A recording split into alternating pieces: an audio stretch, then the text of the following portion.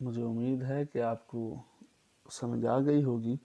अब एक डेफिनेशन है हमारे पास, उसको हम करते हैं और फिर उसके बाद हम आगे चलते हैं। डेफिनेशन ये चैप्टर नंबर 12 में आएंगे तो आपको उसके रिव्यू एक्सरसाइज में ये डेफिनेशन मिलेगी। डेफिनेशन कौन सी है?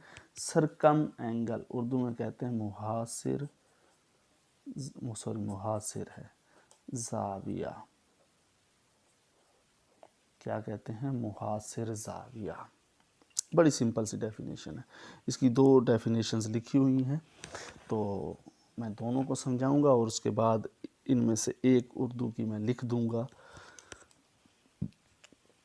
पहला कहता है दी एंगल, वो जाविया सबस्टेंडेड नहीं होता, सबटेंडेड बाय एन आर्क, जो एक कॉस बनाती है, यानी जो आर्क बनाती है एट इट्स सरकमफेरेंस, अपने सरकमफेरेंस के साथ, इज कॉल्ड कहलाता है सरकम एंगल, यानी मुहासिर दायरा। क्या कहलाता है? मुहासिर जाविया। सॉरी, अभी मैं इसकी एग्जांपल देता हूँ, आपको एग्जांपल देता हूँ। ये मेरे पास सर्कल है, ये कोई को आर्क है, आर्क की बात कर रहे हैं ना, आर्क की ही बात कर रहा है।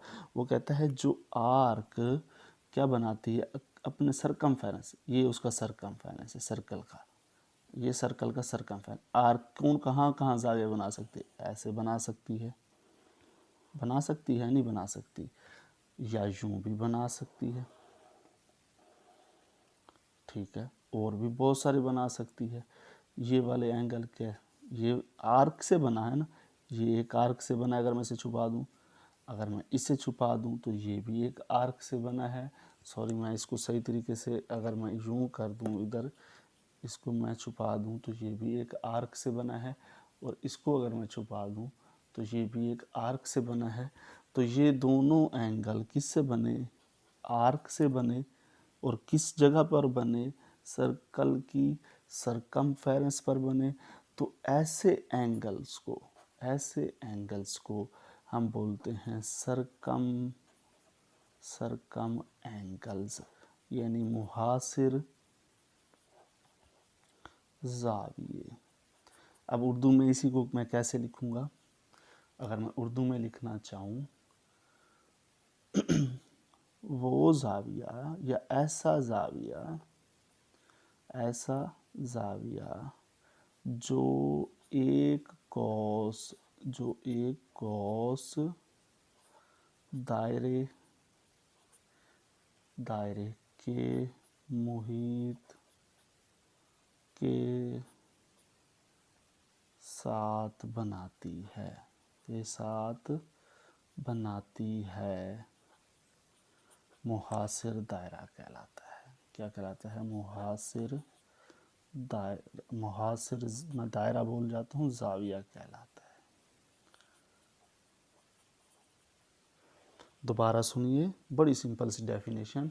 The angle subtended by an arc at its circumference is called circum angle, यानी मुहासरा दायरा ऐसा जाविया जो एक कौस अपने सरकमफेरेंस के साथ बनाती है, वो वाला जाविया, वो वाला एंगल हमारे पास मुहासिर जाविया या सरकम एंगल होता है। इसको एक और तरीके से, एक और एंगल से डिफ़ाइन करते हैं। मैं यूं भी तो डिफ़ाइन कर सकता हूं, अगर मैं करना चाहूं, an angle subtended by two codes. अब ये एंगल है ना, ये किससे बना है? एक कोड ये है, एक कोड ये है, और इसके अलावा एक और चीज़ भी है, इन दोनों कोड्स का एक पॉइंट जो है वो सरकमफेरेंस के ऊपर मौजूद है, ऐसा है ना। एन एंगल, अच्छा, इन दोनों में से जो चीज़ चाहे आप डेफिनेशन कर सकते हो। एन एंगल सबटेंडेड या फार्म्ड भी लिख सकते हो, इधर फार्म्ड भी लिख सकते हो, ठीक है। An angle subtended by two codes, ये वाली अगर मैं ले लूँ, ये दोनों क्या है? ये दोनों क्या हैं? कोड्स हैं, वितर हैं। ऐसा जाविया जो दो वित्रों से बने, ठीक है, with one and with one point, और इनका एक नुक्ता क्या होना चाहिए, कॉमन होना चाहिए। किससे कॉमन होना चाहिए, इस सर्कल से कॉमन होना चाहिए, इस सर्कल की सरकमफेरेंस से कॉमन होना चाहिए। तो यही तो बात लिखी हुई है, with one point common eight circumference, उसका एक पॉइंट सरकमफेरेंस से कॉमन हो। अब इन दो कोड्स को देख लो, इन दो कोड्स को देख लो, ये वाली कोड्स और ये वाली, इसका भी एक पॉइंट ऐसा है जो सरकमफेरेंस से कॉमन है। तो ऐसे जो एंगल बनते हैं उनको बोलते हैं सरकम एंगल। क्या बोलते हैं, सरकम एंगल। ये कौन से होते हैं, सरकम एंगल यानी मुहासिर जाविये। दोबारा सुनिए, मैं उर्दू में डिफाइन कर, ऐसा जाविया जो दो वित्र से बने, ऐसा जाविया, या इस तरह करोगे, ऐसा जाविया जो दो वित्र सर्कल के मुहित पर बनाते हैं। समझ आ गई। या ऐसा जाविया जिसमें दो वित्र, ऐसा जाविया जिसमें दो वित्र का एक नुक्ता सर्कल के, एक नुक्ता दायरे के मुहित के साथ मुश्तरक हो, यानी एक नुक्ता दायरे के मुहित के साथ मुश्तरक। ये कदरे थोड़ी डिफ़िकल्ट डेफिनेशन है बानिस्बत इसके, ये तो बिल्कुल सिंपल है, आपकी मर्ज़ी, आप जो डेफिनेशन करना चाहें। अल्लाह हाफिज़।